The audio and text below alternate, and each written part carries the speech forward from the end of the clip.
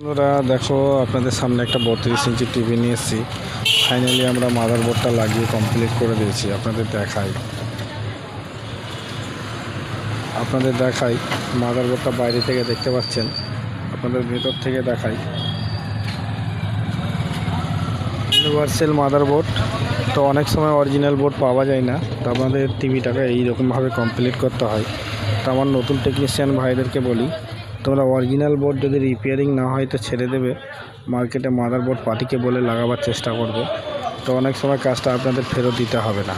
তো ফাইনালি আপনাদেরকে ছবিটা আমি দেখাচ্ছি, একটু ছবিটা দেখাচ্ছি।